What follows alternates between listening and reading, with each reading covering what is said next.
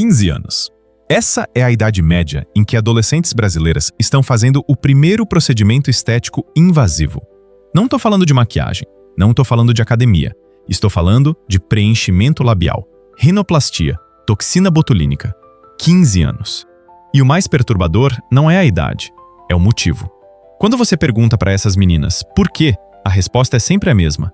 Porque meu rosto não fica igual ao do filtro. Deixa isso pousar por um segundo. O padrão de beleza agora não é outra pessoa, não é uma modelo, não é uma celebridade. É uma versão editada de você mesma. E isso não é um detalhe, isso muda tudo. Porque pela primeira vez na história, você vê o ideal no seu próprio rosto. Todo dia, centenas de vezes, e seu cérebro começa a tratar sua aparência real como um erro de design. Nos próximos 9 minutos, você vai entender exatamente qual tecnologia criou esse novo padrão, por que ele é diferente de tudo que veio antes, como ele reprograma cérebros adolescentes e o que você pode fazer com essa informação sem virar o tirano moral que todo adolescente ignora. Ignorar isso não faz desaparecer. Vamos lá. Primeiro, vamos entender a escala do problema. Brasil é o segundo país do mundo em número de cirurgias plásticas, atrás só dos Estados Unidos. Mas o que mudou nos últimos 5 anos não foi o volume total, foi quem está fazendo e por quê. Clínicas estéticas reportam aumento de 300% na procura por procedimentos em menores de 18 anos desde 2019. Harmonização facial, que antes era nicho de celebridades, virou procedimento comum entre estudantes de ensino médio. E o pedido é sempre o mesmo: quero ficar igual à foto. Só que a foto não é de outra pessoa. É dela mesma, com filtro. Pais de adolescentes relatam a mesma coisa. A filha tira 50 fotos, aplica 3 filtros diferentes, escolhe a melhor, e mesmo assim deleta tudo porque ficou horrível. Não é insegurança pontual, é uma relação quebrada com a própria imagem.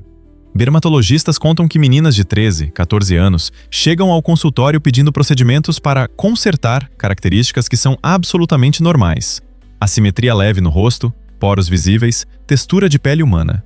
Coisas que todo mundo tem, mas que o filtro remove. E aí vem a pergunta óbvia: mas sempre existiu pressão estética? Por que agora seria diferente? Boa pergunta. E a resposta é simples. Antes, o padrão inatingível estava distante. Você via a modelo na revista, sabia que aquilo era editado, sabia que tinha equipe de produção, iluminação, Photoshop. Havia uma distância psicológica entre você e a imagem. Agora você vira a imagem editada. Você segura o celular, abre a câmera, e em tempo real seu rosto muda. Hailey Lisa. Olhos maiores, nariz menor, lábios cheios, maxilar definido. Você não está vendo outra pessoa. Você está vendo você, versão corrigida. E o cérebro adolescente, que ainda está em formação, que ainda está construindo identidade, não consegue processar isso como edição. Ele processa como possibilidade real. Se eu consigo ficar assim na tela, por que meu rosto real não fica assim? E aí começa o ciclo. Quanto mais você usa o filtro, mais seu rosto sem filtro parece errado. Quanto mais parece errado, mais você evita espelhos, evita fotos sem edição, evita ser vista crua. E quanto mais você evita, mais a versão filtrada vira sua identidade. Até que um dia, você está num consultório médico pedindo para um cirurgião esculpir seu rosto para parecer com o filtro do Instagram. Isso não é exagero. Isso tem nome na literatura médica: dismorfia de Snapchat. E a gente ainda está entendendo o estrago. Mas calma. Antes de culpar as adolescentes, ou a vaidade, como se isso fosse falha moral individual, vamos entender o que mudou no ambiente que tornou isso possível. O que mudou foi uma coisa muito específica: realidade aumentada aplicada ao rosto em tempo real. Parece técnico, mas é simples. Antes, edição de imagem era pós-produção. Você tirava foto, abria um programa, editava, publicava. Havia um processo, uma separação clara entre real e editado. Agora a edição acontece antes da foto. Você abre a câmera do Instagram, do TikTok, do Snapchat e o filtro já está ativo. Você não vê seu rosto real, você vê a versão melhorada. E essa é a imagem que seu cérebro registra como eu. Tem mais. Os filtros de hoje não são grosseiros, não são aqueles orelhinhas de cachorro e língua para fora. Eles são imperceptíveis. Eles suavizam pele, aumentam olhos, afinam o nariz, definem maxilar, clareiam dentes, ajustam simetria. Tudo isso em tempo real, com uma sutileza calculada para parecer você num dia bom. Mas não é você num dia bom, é você impossível. E o pior, todo mundo está usando. Então quando você vê as fotos das amigas, das influenciadoras, das meninas da escola, todo mundo parece assim. Pele perfeita, rosto simétrico, proporções ideais. E o cérebro adolescente não pergunta: será que tem filtro? Ele assume: esse é o normal agora. Aí você olha para o espelho E seu rosto real, com textura, com assimetria, com características humanas, parece defeituoso, parece atrasado, parece feio. Não porque seja, mas porque a comparação mudou. Você não está mais competindo com modelos de revista. Você está competindo com versões digitalmente perfeitas de todo mundo ao seu redor, incluindo você mesma. E como você compete com uma versão impossível de si mesma? Você não compete, você internaliza a derrota. Pesquisadores da Boston Medical Center documentaram isso. Adolescentes começaram a pedir cirurgias plásticas, trazendo prints de si mesmas com filtro como referência. Doutor, eu quero ficar assim. E médicos relatam o mesmo dilema ético. Como explicar para uma menina de 16 anos que o rosto que ela quer não existe? Que nem a influenciadora que ela segue tem aquele rosto fora do filtro? Como você devolve a ela a percepção de que seu rosto real não é o problema? Você não devolve facilmente. Porque o filtro não é só uma ferramenta, ele é um padrão visual cotidiano. E padrões cotidianos moldam percepção. Se todo dia, centenas de vezes, você vê rostos perfeitos, mesmo que editados, seu cérebro recalibra o que é normal. E o que antes era normal, textura de pele, assimetria leve, proporções humanas, vira imperfeição. Pensa no paralelo. Photoshop sempre existiu, mas ele ficava trancado no computador de profissionais. A adolescente via a capa da revista e sabia: isso foi editado, tem uma equipe inteira, não sou eu. Agora ela mesma é a editora. Ela controla o filtro, ela escolhe a intensidade, ela publica. E psicologicamente, isso cria uma ilusão de agência. Eu que escolhi ficar assim, então eu posso ficar assim. Mas ela não pode, porque o filtro mente sobre física, sobre genética, sobre realidade. Mas o cérebro não sabe disso. O cérebro só sabe: eu vi meu rosto assim, logo, isso é possível. E aí, quando a possibilidade não vira realidade, quando ela tira o filtro e vê o rosto real, o que sobra? Frustração, vergonha, auto-rejeição. E um mercado esperando para monetizar isso. Agora vamos conectar os pontos. Por que Instagram, TikTok, Snapchat investem tanto em filtros faciais? Porque eles não só permitem, mas incentivam ativamente que você edite seu rosto. A resposta não é estética, é economia de atenção. Plataformas de redes sociais não vendem produtos, elas vendem tempo de tela. Quanto mais tempo você fica na plataforma, mais anúncios você vê, mais dados você gera, mais dinheiro elas faturam. Então a pergunta estratégica é: como fazer você ficar mais tempo? Resposta: criar um loop de insegurança mais validação. Funciona assim: você posta uma foto com filtro, recebe curtidas, comentários. Seu cérebro libera dopamina. Mas quando você se vê sem filtro, a dissonância cognitiva bate. Por que sou bonita na tela e feia no espelho? Solução? Postar mais, buscar mais validação, aplicar mais filtros e voltar ao começo. Esse loop mantém você na plataforma, e plataformas sabem disso. Documentos internos vazados do Facebook, hoje Meta, revelaram que a empresa sabia, desde 2019, que Instagram piora a saúde mental de adolescentes, especialmente meninas. Eles tinham dados mostrando aumento de ansiedade, depressão, dismorfia corporal e ideação suicida entre usuárias jovens. E mesmo assim, escolheram não mudar. Por quê? Porque mudar significaria reduzir engajamento, e engajamento é receita. Então eles mantiveram os filtros. Expandiram os filtros, criaram mais ferramentas de edição. Porque quanto mais você se sente inadequada, mais você busca validação. E quanto mais você busca validação, mais você fica. Não é conspiração, é incentivo. A plataforma não quer destruir adolescentes, mas ela precisa de atenção constante para sobreviver.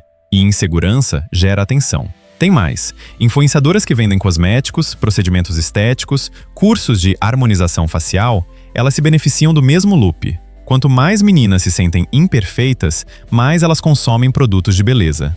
E quanto mais produtos consomem, mais anúncios a plataforma vende. É um ciclo econômico perfeito, alimentado por ansiedade. Agora, o custo disso. Estudos recentes mostram que adolescentes que usam filtros faciais diariamente têm 3 vezes mais chance de desenvolver sintomas de dismorfia corporal. Dismorfia corporal não é achar feio. É uma distorção perceptiva. Você realmente vê seu corpo ou rosto de forma deformada, mesmo quando ele é normal. E isso não passa sozinho, precisa de tratamento.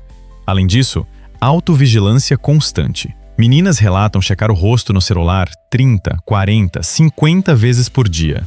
Não para tirar foto, só para conferir se estão aceitáveis. Evitar lugares com luz ruim. Evitar espelhos, evitar câmeras sem filtro, viver numa ansiedade estética permanente. aos 14 anos. Esse é o custo. E ninguém está falando sobre isso de forma estruturada, porque é mais fácil culpar adolescentes fúteis do que nomear o sistema que cria essa futilidade como sobrevivência social. Mas agora você tem um mapa. Então vamos ao que importa. O que fazer com isso? Vamos começar pelo que não funciona. Proibir. Não funciona porque você não tem controle total sobre a tecnologia que seu filho acessa. Proibição sem explicação gera revolta e afastamento. E o problema não é o celular, é a relação com a própria imagem mediada pela tecnologia. Então, o que funciona? Nomeação, fricção e modelagem. Vamos por partes. Primeiro, nomeação. Dê nome ao que está acontecendo. Quando sua filha disser, "Eu estou horrível hoje", pergunte, horrível comparado a quê? Ao seu rosto sem filtro ou ao filtro? Não é acusação, é convite para a consciência. Quando ela postar foto, pergunte, com curiosidade real, não sarcasmo. Você usou filtro? Qual? Tire a invisibilidade da edição. Quando todo mundo finge que o filtro não existe, ele vira a realidade. Quando você nomeia, você devolve a separação. Isso é você. Isso é edição. Parece pequeno, mas é estrutural. Segundo, fricção. Crie pequenos obstáculos para uso automático de filtros. Exemplos práticos. Tire fotos sem filtro em momentos cotidianos. Família, passeios, momentos bobos. Mostre essas fotos com frequência. Elogie características reais. Textura de pele, sorriso genuíno, expressão. Não rosto perfeito. Evite linguagem de beleza natural é melhor. Isso soa moralista e perde efeito. Use linguagem de realidade versus fantasia. Filtro é divertido, tipo fantasia. Mas você de verdade é isso aqui, e isso é mais interessante. Crie o hábito de valorizar o real sem demonizar o filtro. Porque se você transforma filtro em proibido, ele vira poder. Se você transforma em escolha consciente, ele perde mística. Terceiro, modelagem. Aqui é o mais difícil e o mais importante. Você precisa modelar uma relação saudável com sua própria aparência. Se você, pai, mãe, educador, vive reclamando do próprio corpo, evitando fotos, fazendo dietas extremas, comentando sobre imperfeições, seu filho vai aprender que aparência é batalha e você nunca ganha. Agora, se você aparece sem maquiagem em casa e não faz drama, tira foto feia e ri em vez de deletar com vergonha, fala sobre corpo como ferramenta, o que ele faz, e não como objeto, como ele parece, não comenta a aparência alheia como valor moral, você ensina. Aparência é parte da vida, não o centro. E isso é revolucionário num mundo que diz o contrário. Quarto, conversas estruturadas, não sermões. Adolescentes não respondem a sermão, mas respondem a informação. Mostre esse vídeo, mostre estudos, mostre entrevistas com cirurgiões plásticos falando sobre dismorfia de Snapchat. Não como você está errada, como olha o sistema que está tentando te pegar. Porque quando você denuncia o sistema em vez de culpar a pessoa, ela vira aliada. Ela entende, não sou eu que sou fraca, é a máquina que é forte. E aí ela pode escolher resistir. Mas resistir sabendo contra o quê? Quinto, criar espaços reais. Última peça. Garanta que sua filha tenha experiências de valor que não dependem de aparência. Esporte, arte, música, voluntariado, projetos, amizades profundas. Coisas que a façam sentir, eu sou boa nisso, eu importo por isso. Porque se a única forma dela existir socialmente for através da imagem, ela vai otimizar a imagem a qualquer custo. Mas se ela tem outros eixos de identidade, outros lugares onde ela é vista e valorizada, a pressão estética não desaparece, mas deixa de ser tudo. Resumindo, você não vai salvar sua filha da pressão estética. Essa pressão é real e forte. Mas você pode fazer ela entender de onde vem, e isso muda tudo. Porque entender o jogo é o primeiro passo para não ser jogado por ele. Então, recapitula. Adolescentes não estão mais fúteis ou mais fracas. Elas estão expostas a uma tecnologia de manipulação perceptiva 24 horas por dia. Tecnologia que não existia há 10 anos. Filtros faciais em tempo real criaram um padrão de beleza impossível. Você mesma, mas editada. E plataformas lucram com a insegurança que isso gera. Não é conspiração, é incentivo. E o custo disso, dismorfia, ansiedade, autovigilância constante, está só começando a aparecer. Mas agora você tem um mapa. Você sabe o que mudou, você sabe por quê, você sabe o custo. E você tem ferramentas: nomeação, fricção, modelagem, conversas estruturadas, espaços reais. Não é solução mágica, mas é direção.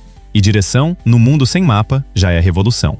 Se esse vídeo clareou algo para você, escreve nos comentários. O que você vai mudar ou observar a partir de agora? Porque mapear o sistema sozinho é útil, mas mapear junto é como a gente muda a conversa. Até o próximo.